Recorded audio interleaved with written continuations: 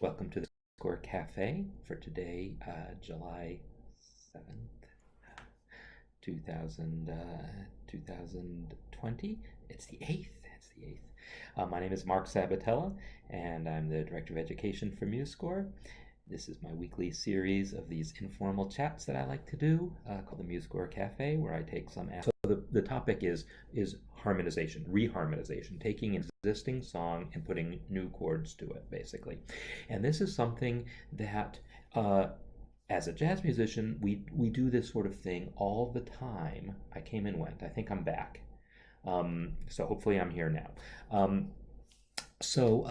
We do this all the time in the jazz world, but it's not just a jazz thing. It's anytime you might want to rearrange a piece, whether you're arranging a piece for a choir or an instrumental ensemble, or taking a piece that was written as an orchestral piece and you're rearranging it for a piano. There's all sorts of situations where you might want to be changing aspects of the harmony, and there might just be small aspects that you want to change, or maybe you want to make a fairly dramatic change. But I'm going to show you what I think of as some of the techniques, both the musical techniques and the MuseScore techniques for this. And so I'm going to start by showing this thing that some of you probably saw already. I created this arrangement a few days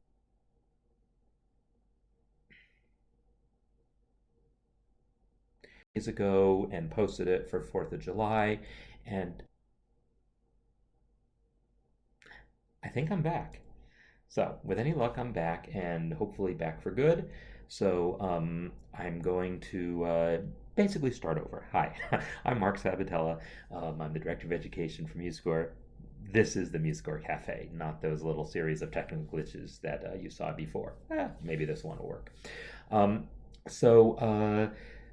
It's July 8th. I got the date right this time, 2020, and I'm going to be talking about reharmonization. I'm going to talk about adding new chords, new harmonizations to existing music. And thanks for your comments, guys. So I'm going to talk about this idea of adding new chords to existing music, and which is something that you might do in a large scale context, like just to totally reharmonize a piece, or just on a smaller scale context, just the little bit of harmonization you might do to adapt a piece to different instrumentation or to voice. So I'm going to look at this arrangement that I did of America the Beautiful as a starting place. I posted this on the 4th of July.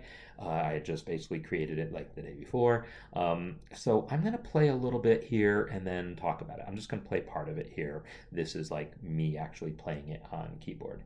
So let's see, make sure my sound's up. Yeah, I think it is. Okay, good. So let's hear.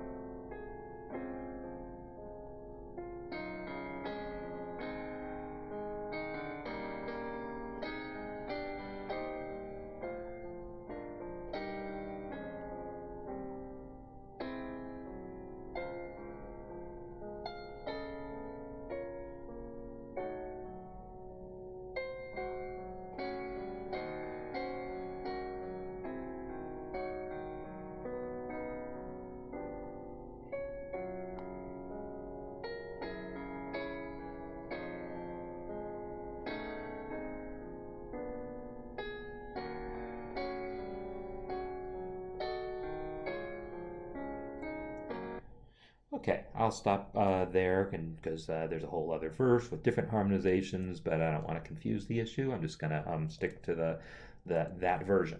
So this was my playing of from this lead sheet, and well, thank you, Colleen. So that was my playing from the lead sheet. And of course, I can put in all this interpretation to how I do things.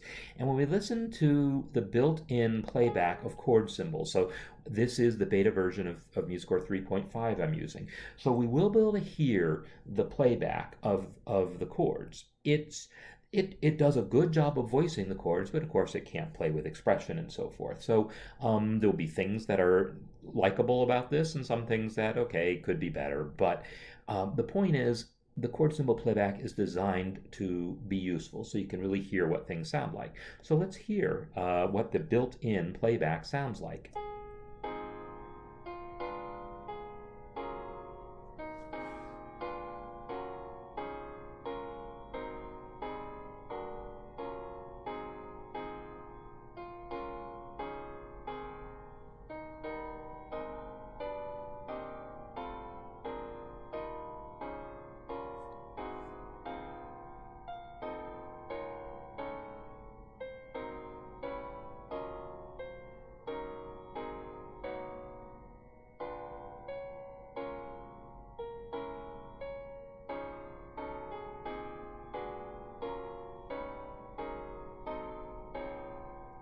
So that's the MuseScore playback. So the actual voicings that it's playing are fine. I use a lot of the same voicings. It's just, playing it much more metronomically and so forth. Um, so as a basic starting point for figuring out about how you're harmonizing, the chord symbol playback in MuseScore 3.5, I think you'll find really useful for doing this sort of thing. So I want to first though look at some of the things that I did. So there's the default playback of chord symbols, which takes the chord symbol very literally. I actually switched. So like this chord symbol you notice here in the inspector, I have it set to the jazz interpretation, and I actually made that be the default for this score.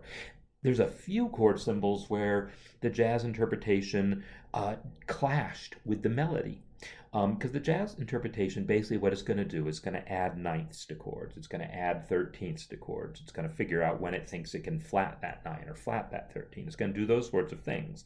And it does those based on analyzing the chords, but it doesn't pay attention to the melody. So there might be a time when it thinks it's okay to have a flat 9, but the melody has a natural 9. Or just maybe the melody has a third and that ninth is just kind of clashes with it. There's any number of situations where maybe the jazz interpretation is going a little too far. So let me show you how I did that. Actually, what I'm going to do is I'm going to create a new score, and I'm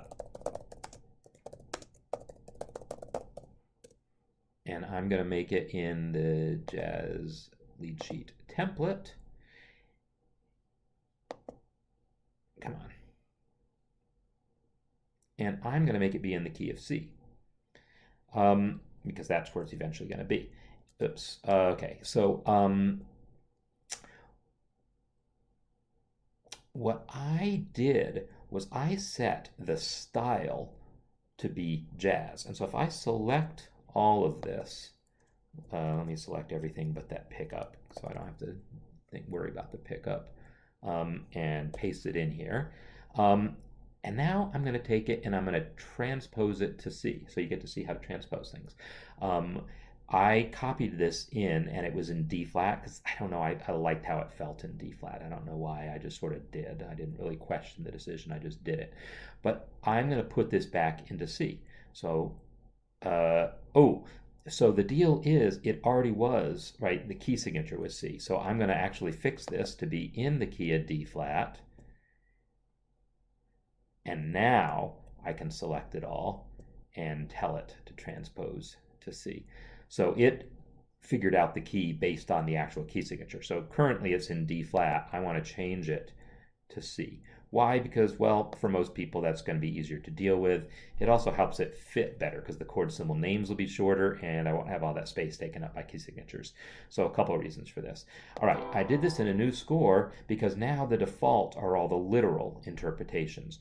If I want to change it to jazz, in fact, let me take one that's going to be really clear. Here's a G7. Can you hear that? I'm going to click it again so you can hear the playback.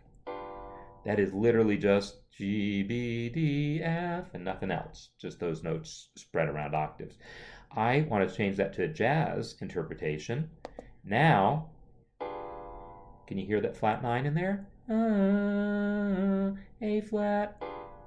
It's in there. If you had any doubt about that, you can right-click it and go Realize Chord Symbols, and it will show you the notes that it's going to play, and there indeed is the A flat.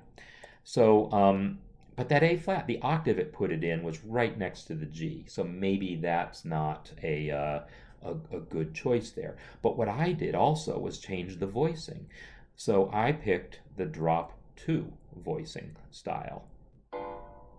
And what that does is spreads the notes out more. So now if I do this realize chord symbols, you're going to see the notes are spread out more.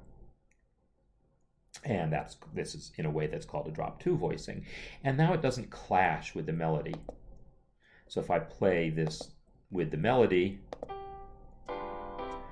the only thing that's maybe off about it is the top note of the voicing was above the melody. Not the end of the world. I don't have to worry about that. Let me go ahead and put in my tempo marking here. I think I had it at 88. Whoa, not that. Actually, let me check. The tempo was, yeah, 88.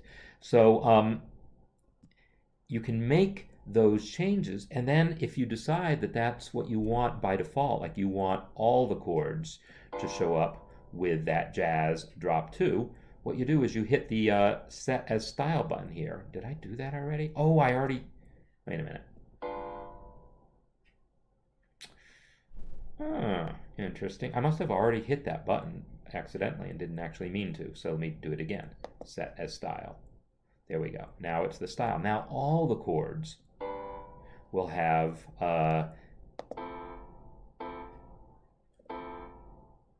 the jazz style selected, is the idea behind that. Now there might be some places where it clashes, like I said, and that's okay. So anyhow, these are some things you can do. I'm actually, though, going to go back to the vanilla voicings because not everyone is going to want to hear the jazz voicings there. So I'm just going to set these back to the defaults. All right, so this is my harmonization. Well, I'll tell you what I'm going to do. I'm just going to select all these chords, select all similar, and just get rid of them. So that we are back to the defaults, and I'm going to tell it I want line breaks every 4 bars. I did that in Format. Let me show you again. Format, Add, Remove System Breaks, and then it defaults to every 4. That's what I want, so good.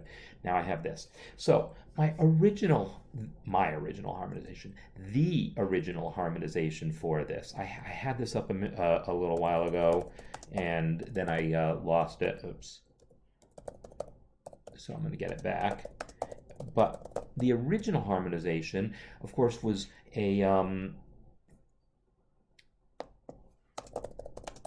was kind of a hymn style. It was written by a guy who was a church organist and composer, and so the original harmonization was, you know, your kind of chorale style SATB arrangement, and I looked at it when I was sort of starting the process of reharmonizing this, and then I very quickly just sort of put it aside, said, you know what, I'm not gonna use this a whole lot. But if I look at what this actually is here, I see. Let me make this. I think I can get this open. I just want to get the image. So open image in new tab. That's what I want. Beautiful. All right. So in the key of C, I have a big C chord for that first measure. See that? That's all a C chord. And then I have a G chord with a D in the bass. It's not even a D minor 7. It's just a G chord. So it's a 1 chord and then a 5 chord. Then we get a D minor chord, although not really. Look, there's a B in it here. Ah, even bigger. Nice.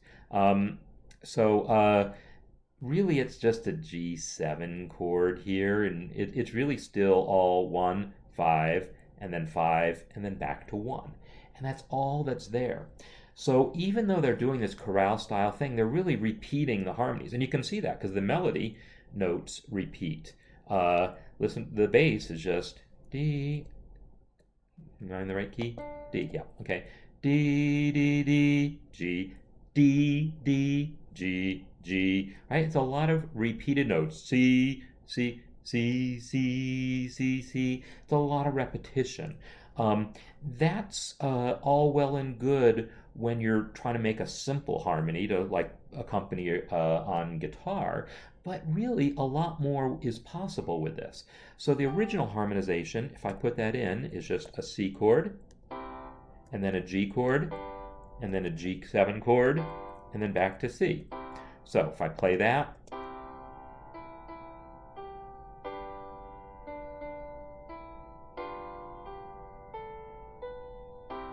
that's really all there was in the original harmonization. Okay, now there's this nice little interesting thing happening in this measure. I'll come back to that.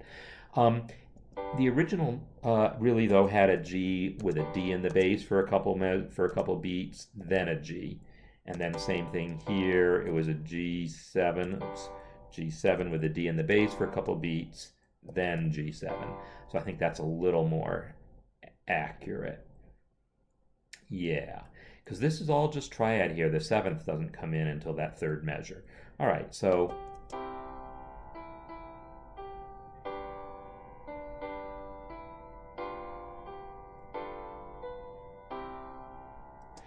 that's all there was there. Now, if I look at that last measure, what actually is happening here is on the second beat, we have a C sharp diminished chord. And on the third beat, we have a G7. And yeah, there's a D in the bass for one beat, and then the full G7. So C, C sharp, diminished, 7, and then G with a D in the bass, and then a G7, I think. Was the 7th in there? Yeah, the 7th was in there right there on beat 3. So this is really G. I'm going to try to be as accurate as I can to what it's doing.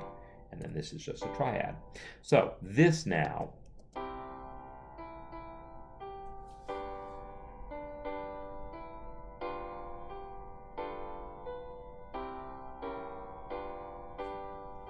so that is what it had. Okay, and then it's back to a C chord. So I'm just going to look at those first 4 bars and really talk about what might be involved. So in like reharmonizing this, there's a couple of things that I need to be dealing with. One is sort of a big picture of where the harmony is going, and the other is like a more detail-oriented view of things. I'm going to start with the big picture because big pictures are important. And the big picture here, I like to look at music in terms of phrases. And often it's like 2 measure phrases. So I might look at these 2 measures, the first 2 measures together, and then look at the next 2 measures kind of together and ask myself, what are they doing? And this question of what are they doing? How am I getting there? This is the sort of thing that requires some familiarity with the genre and of music that you're dealing with and what common types of phrases exist. And so I'm going to ask you to just bear with me and trust on my judgment here. I say that this is a 2 measure phrase. Da, da, da, da, da, da, da, da. That's a phrase. And then ba da da da da da. I'm going to call that a phrase. Yes, I could look at the whole 4 measures as one big phrase. Often, though, breaking it down, finding the right chunking, the right degree to break it down into phrases. There's an art to this. So I'm going to look at this as 2 measure phrases because it fits my way of thinking about this. Not, there might be some places where I'm breaking it down to 1 measure phrases, might be some places where I look at it 4. But right here I'm looking at it as 2 measure phrases. And the thing that I immediately see is that the second phrase here is starting on the G chord, and it's starting with a G on the D with a D in the bass, and the melody note is F. When I look at that D in the bass and I look at that F, there's pretty much no way I can't see that. There, there's no way to avoid seeing that as a D minor chord, as the 2 chord instead of the 5 chord. In addition, I just know that when doing the kinds of things I want to do reharmonization wise, I don't want to see my 5 chords here at the beginnings of phrases. There's a saying, it's a saying because I say it, anything 5 can do, 2/5 can do better. And there's lots of applications for that, but one of them is looking at phrase beginnings. I don't want to look at the 5 chord as being my start of phrase. I want to look at a 2 chord as my start of phrase. So I'm just going to call that D minor, and because I can, I'm going to call it D minor 7. I'm going to use sevenths fairly freely, but I'm going to let my 1 chord still be triads. I'm not going to go full out jazz on you and give you major sevenths all over the place. But I am going to let my 2 chords be minor sevenths and my 5 chords be dominant sevenths pretty much always. I'm not going to let those be triads except where I feel I need to. There is one place where I actually am going to need to, I think. So just in doing that and then making the same change over here, again, I've got this bass line going up, C, C sharp, D. I'd rather look at this and say, instead of 2 beats of G, let's call that D minor 7, right? So now I have a D minor 7 starting my phrase, and D minor here combining with that G. Let me just play you this phrase now.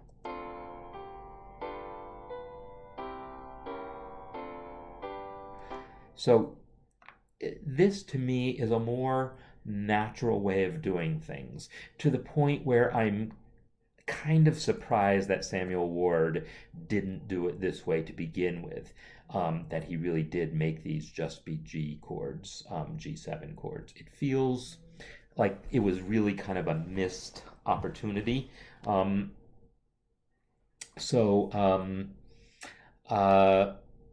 Yeah, whatever.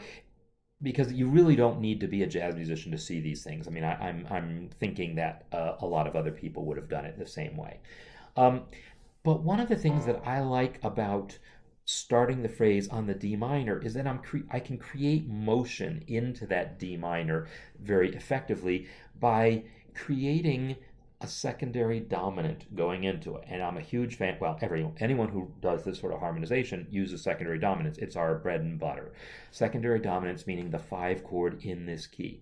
If I think of myself as being in the key of D minor, the 5 chord in D minor is A7. And so what I want to do is get an A7 in here. Now I could just sneak it right in here, A7. And that's going to totally work. In fact, let me do the same thing here that I did. Instead of this whole thing being G, let's replace that with D minor 7. And so now I have a D minor 7 to G. And again, I'll call it G7 because I'm not gonna have as many triads as he's got here. But this A7 is gonna really lead me to that D minor 7 a little better. So let's hear what I have here.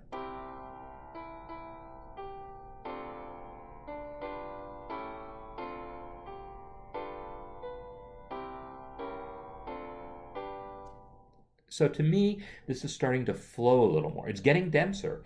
But if this is going to be a chorale style arrangement, I mean, if you're going to arrange this for 4 voices like this, the voices are doing something every beat anyhow.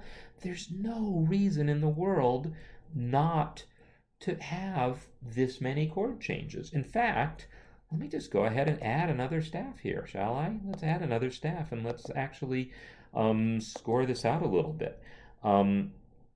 Let's go to voice 2, get the bass voice in here. D.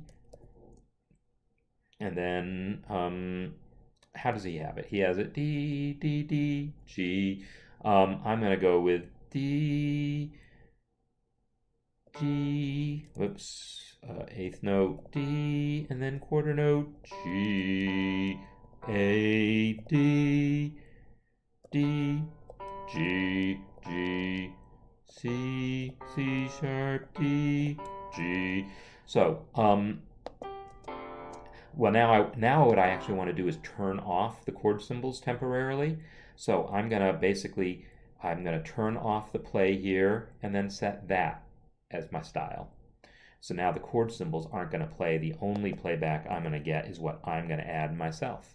And so now I can add in another voice here, and I'll make it be around here. Shift W adds the dot retroactively because I way too often forget. And then I'm going to keep that common tone.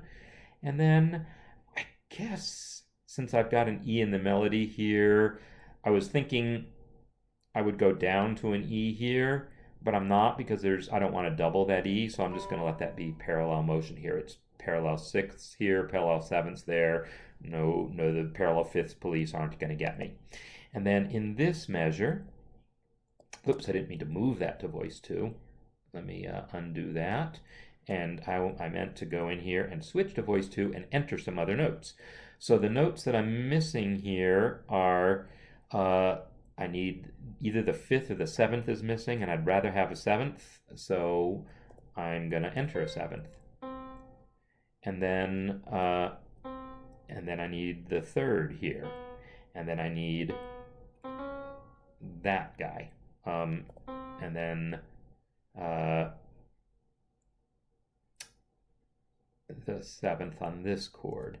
All right, and then in this measure, so I'm going ahead and you can see that I'm thinking partially aloud and partially just in my head at how I'm voicing these chords. A, B, G, and I'm not going to repeat the B here because I see the B is going to be there.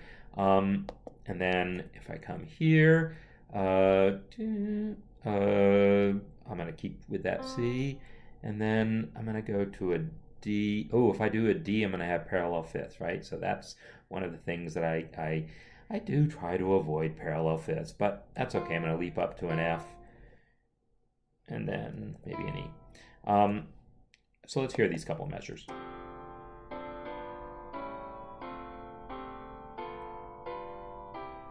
So there's no reason in the world Samuel Ward could not have written that. In this measure, then, I need,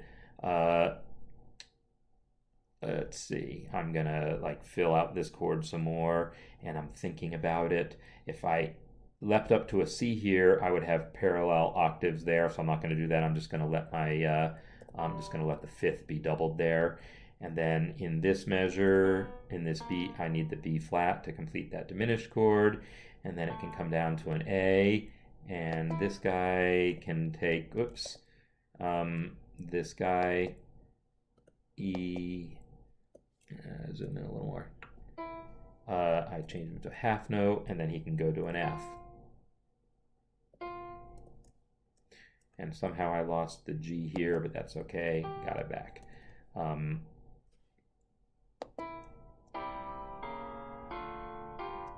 And then I can come back and get my 3rd in here. Except it's a B natural there.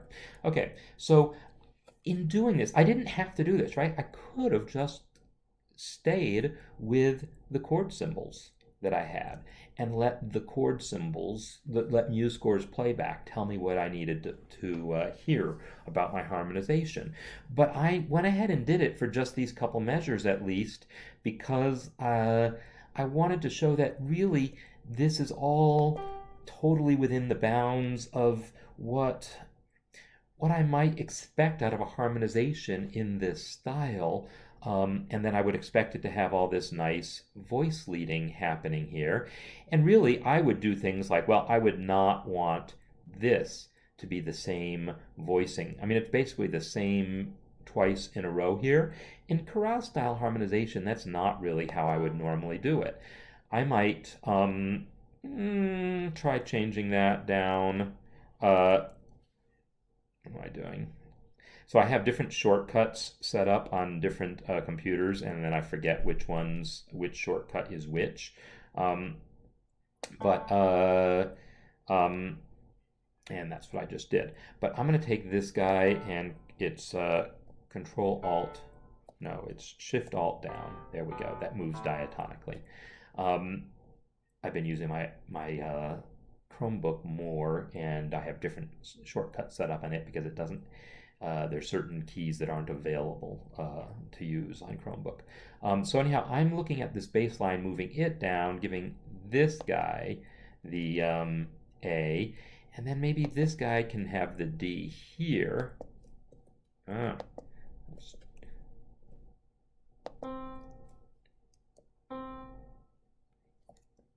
move it up to a D, move this one. Now at this point I've lost my F. I could take this up to a D and let this guy have the F. This might be better.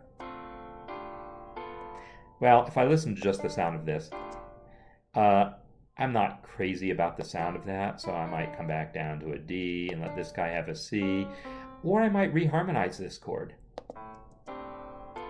That was okay. I could also look at, so now I'm into the micromanagement. I said the big picture and then the more detail-oriented picture. I looked at the big picture of the harmonization, but now I'm looking at the details, like what am I going to do on the second beat here? One of the things that I know I could conceivably do is put a diminished passing chord in here.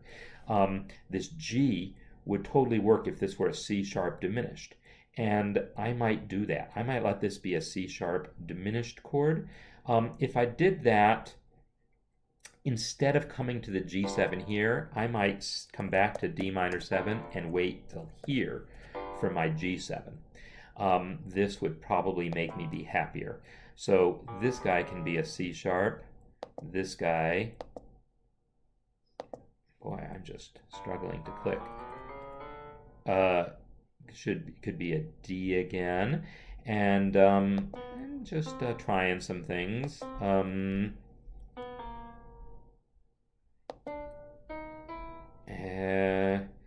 Yeah. I'm checking my voice leading. This diminished chord, the upwards resolution here, really what I want is some, I think I'm going to put this in an inversion so that I get contrary motion. I get the bass moving down while the melody's moving up. So if I do that, I probably don't want this E doubled like that. But if I do that, let's see, I can give this guy the C sharp. And I'm looking, well, I need that F to come in somewhere, right? Well, I could let this be the F. Oh, man. I could let that be the F. And then let this be the D. This is a lot of parallel motion, and that was what I was trying to avoid, right? I really wanted this to go back down to the D. That was kind of my whole point there. So, yeah, there's a lot of thinking involved in pulling this sort of thing off. So I'm going to go back to kind of where I was, try a few other things. This now is maybe better. I was trying to avoid this. There's nothing wrong with this parallel fifth here because this is a diminished fifth between G and C sharp going to a perfect fifth here. Nothing wrong with that at all. And then I got some contrary motion here. So that's what's happening here though now is totally not cool because I've got 2 fifths and 2 roots and no third. So one of these guys is going to have to take the third, and that's going to be him, her. I heard something parallel that I didn't like. And I don't know. I think what I'm hearing is the doubled fifth here from A to A. And one way I could avoid that is say, well, let's just make that be a 7th. I liked it better, me personally. Because this voice, by the way, has a C sharp, this is a C natural, but if you want, go ahead and give him a courtesy natural. That's always a good thing. So now this 7th would normally resolve down to the 3rd, but I'm not going to do that because the melody note's the 3rd. So I'm going to take this guy up to D instead. So that's all good. And then this guy can be back down to a C, which is really where I wanted it anyhow. I wanted the root doubled. So I like this better. So this now feels like a good chorale style harmonization. And what I did was I added one extra chord here. I added a C sharp diminished 7. So that is some of what my process is here. I started looking at the big picture. And then if I was just going to make this be a harmonization for me to then play on the piano from the chord symbols, I probably wouldn't have gotten into as much detail as I did there. Well, I certainly wouldn't have. I mean, I might have worked it out myself, but I wouldn't have written it out. But I did because I wanted to show that this totally works when you're writing a chorale style thing too. You really want the chords to change every beat like that. That's much more in keeping with how chorales are normally written anyhow. So here I have a similarly missed opportunity. I've got all these repeated notes, and here I'm hoping I can get away with just changing some notes. So I'm going to change this to an A in the bass so that I leap down. Could I make it be an F instead? Leap all the way down to an F and then step up. Is that going to make it any better? Well, I've got the F here. Do I want to repeat that F? Yeah, I mean, repeated notes aren't bad. I just don't want too many of them. The C, B, that feels really good. I don't know. I think I'm just going to, if I do this, let just the inner two voices repeat and the bass voice at least gets to move. I'm going to like this. And also, I'm going to like it doubly because the melody is on the D. I didn't need another D. If I'm going to have a 7th chord, I might as well have a 5th. So this eliminates some of that repetition.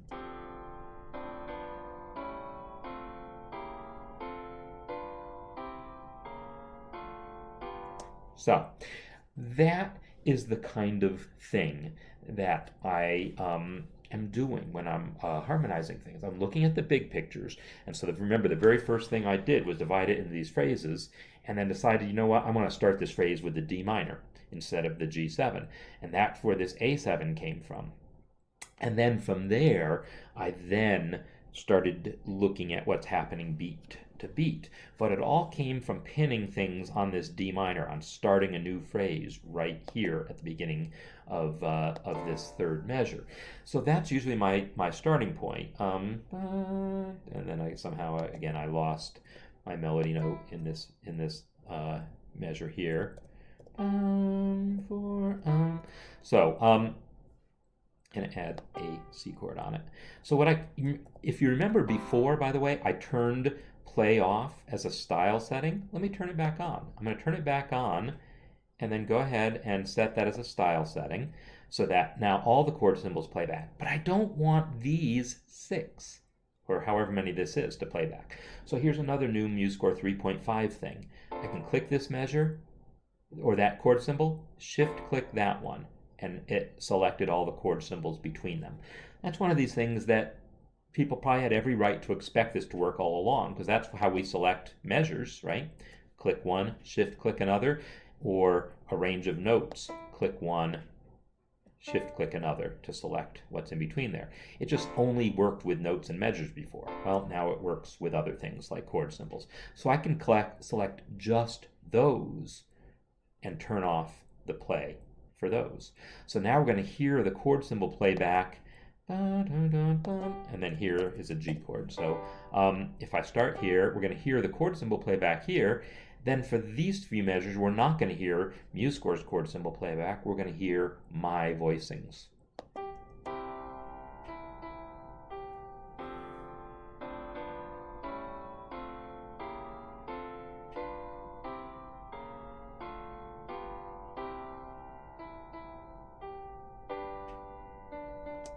So as a general technique, that's definitely something you want to be thinking about as a way of doing things. Maybe, letting MuseScore play some of the chord symbols for you, but other places where you want to work out some details yourself, just go ahead and work out those details yourself and then turn off the chord symbol playback for those. So, I'm really talking about the process of reharmonization here, not so much all the specifics, but you've gotten to see 2 big specifics right here. You got to see the secondary dominant there, and you got to see this diminished, this passing chord. I more generally I'll call it a diminished approach chord, meaning it's a diminished chord that resolves by half step to where it's going. Diminished chord resolving by half step to where it's going. Um, so that sort of thing is uh, I don't know what the kind of thing that I do a lot of secondary dominance and these diminished approach chords. Realistically, there's two other things that I do. One is using borrowed chords, meaning essentially the minor four chord. Instead of the four chord being a major chord, we're going to let the four chord sometimes be a minor four chord, and that just it just sounds nice. Minor four chords come from the minor key. C major has a major four, C minor has a minor four. So you'll often see me looking for opportunities to use that. And if I look at my original harmonization, I believe, yeah, I used it right here. Is it there? So, no, it's, yeah.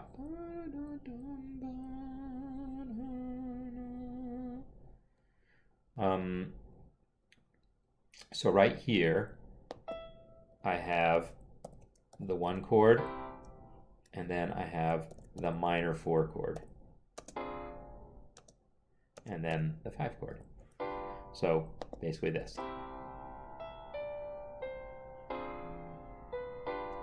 So that minor four there, I like that sound a lot. I use that.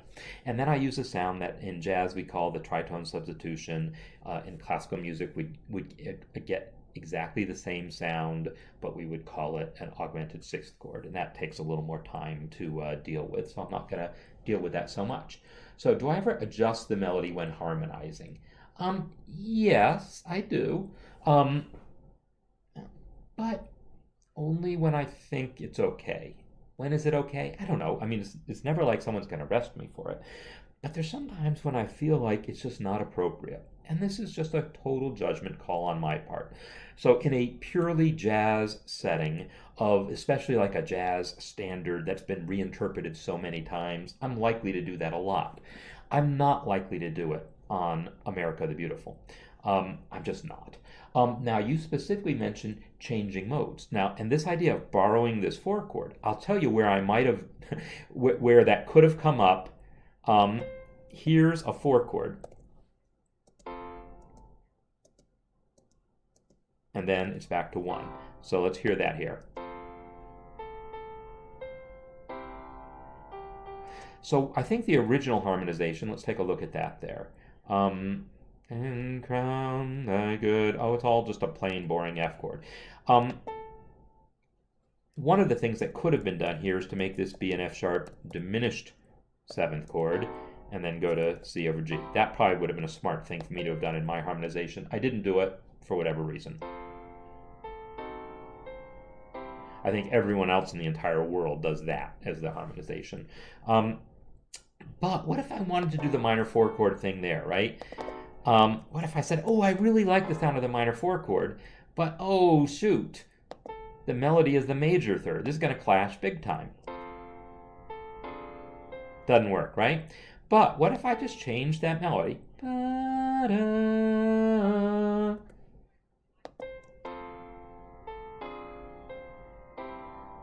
So, are we okay with that? I don't know. That's between you and your maker. And crown thy good with brotherhood. Are you okay with it? Or and crown thy good with brotherhood. You could change the melody in any number of ways to make it fit that harmony or whatever harmonic choice you are making. Yes, you can often do that. Yeah, and so if you feel like your arrangement allows it, by all means do it. And I do it sometimes. I made it a point not to do it here. And this measure in particular was a place that I wished the melody was a little different because I would have loved to have done it, harmonized it this way, but I didn't. This measure here is the other measure. The original harmonization, it's basically a G chord for two beats, and that C sharp is just a non-chord tone. And then it's a D7 chord for 2 beats, and then back to G. So it's a G chord, and then D7, and then back to G.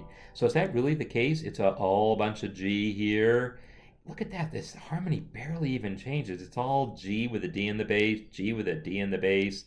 Wow, that's a static as heck harmony. Um, G with D in the bass, G with D in the bass. Um,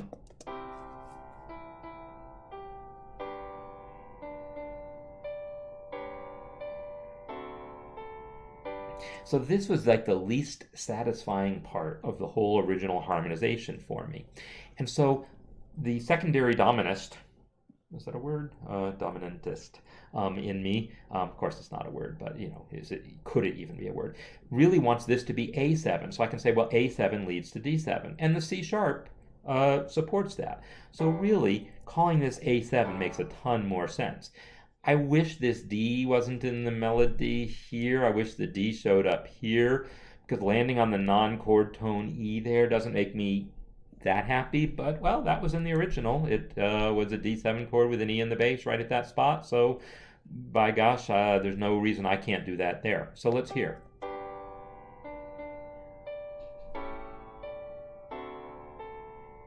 So I'm not happy with the way this D comes in while I'm still listening to that A7 chord. It feels, yeah, it's a passing tone, it's allowed, but it feels like, oh, that D7 has arrived. So I'm not happy with this. I spent a lot of time thinking about this measure and how to do things. And my original version, well, let me just take it and transpose it into C for you, so you can see what my original did. Transpose into C. All right. I did this whole crazy working my way backwards thing. Working my way backwards from C, I have a G, and then, I have a D7. I have a D chord resolving to G. This C chord is really just a passing chord. It's just connecting the two Ds here. There's a D on this beat, a D on this beat. So this C chord is just connecting them. Don't think of that as being significant harmonically. It's D to G. And if you work backwards on the circle of fifths, I got C, working backwards from there, here's G, the 5 chord. Then I have D chord, the 5 of 5. And then I have A7, the 5 in that key. E, which is the 5 in that key. And then B minor, which is still just working my way backwards on the circle of fifths. So B minor to E to A is like 2-5-1 in the key of A. And then again, backing up one more step backwards on the circle of fifths. So this is all circle of fifths here. F sharp to B to E to A to D to G to C. This gave me a different chord on every single beat here, but they're all chord tones in the melody. And so it actually works fairly surprisingly well. So I actually am using a jazz voicing here, and so that's probably getting in the way a little bit of your hearing this. Actually, let me just select all of those chords and just make sure they're all set to literal. Because some of them were literal and some of them were jazz, I didn't trust what this drop down said. I changed it to jazz, then changed it back to literal. Now I know they're all literal. So let's hear this.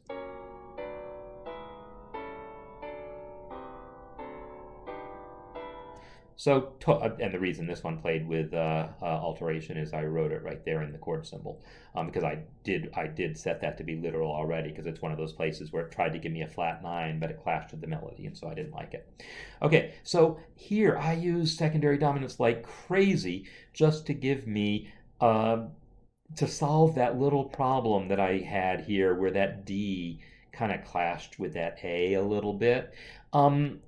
It's not the end of the world. And in fact, in the second chorus, the second version, I went ahead and let that happen. I just called it A7 sus.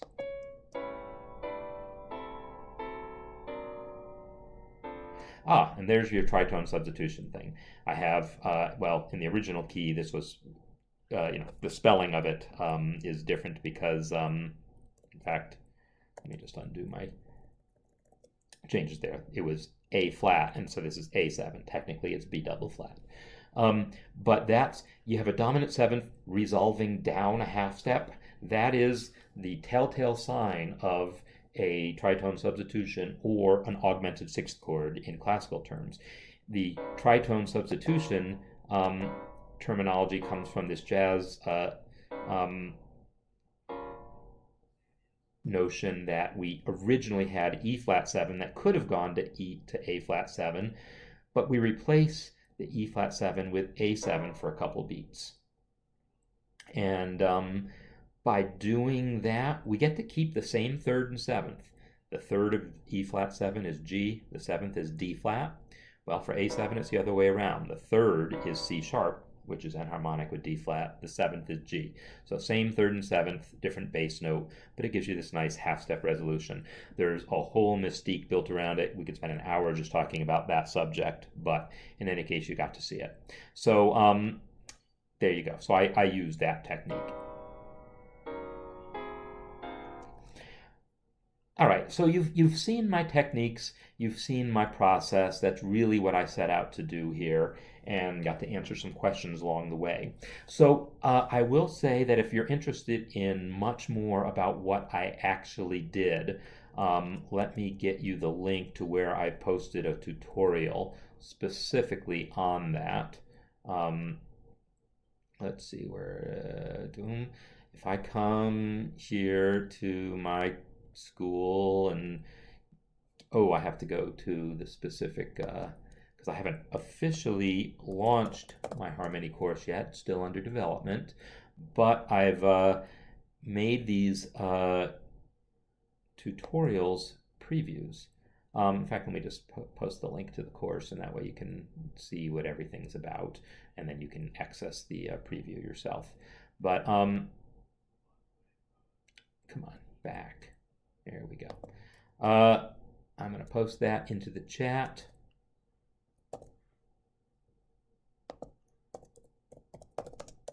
Harmony course in development,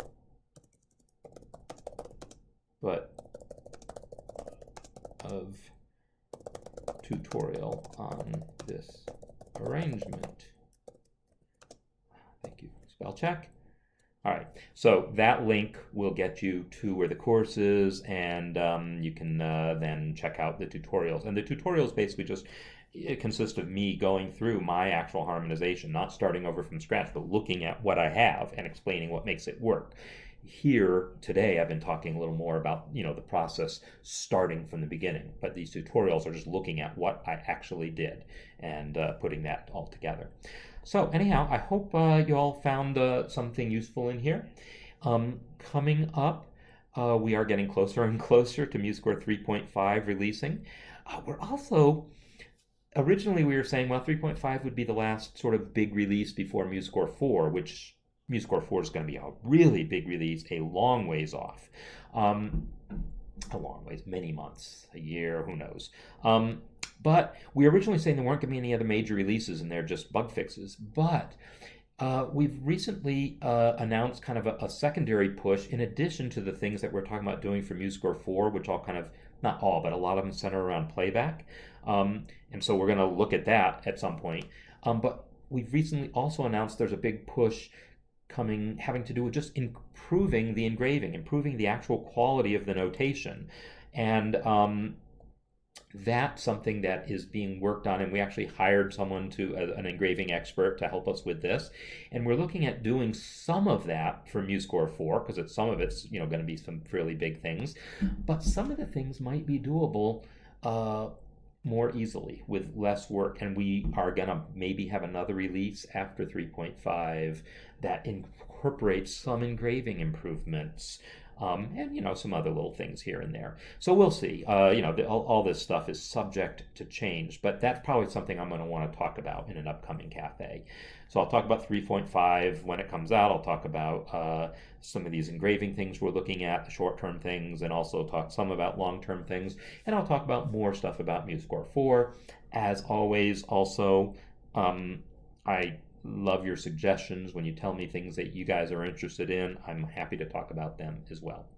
So I'm going to sign off now and actually get to work a little bit on some of this engraving thing. Actually, let me just show you. You can see one thing already that I was playing with this morning. So our engraving guy started a post on the MuseScore forum about some of the changes that he was looking at, some of the things that he thought weren't working right. And we've gotten some responses from users talking about issues that they have had along the way. So one of the things is right now, this is what MuseScore looks like right now. There's this thing that happens where notes on one staff affect the spacing on another. Now, they have to affect it to some extent, but they don't have to as much as what we're seeing here. Right? There's like these two D's are being spaced to allow space for that B between them. And there's really no need for it. It really could look more like this, where the B kind of overlaps. These B's kind of overlap the note heads. There's really no reason you can't do this. And the only reason we're not is there's a specific line of code to prevent it. So I took that line of code out and I get this, and it's a lot better already. We don't know, we don't know yet if that line of code was needed for something else, if it's going to break something. So this is always an ongoing process. So anyhow, you're going to get to see a lot more about that sort of thing in a future cafe when we look at that kind of detail. Anyhow, again, hope you've enjoyed what we've been talking about today, and I'm going to sign off and see you all next time. Bye.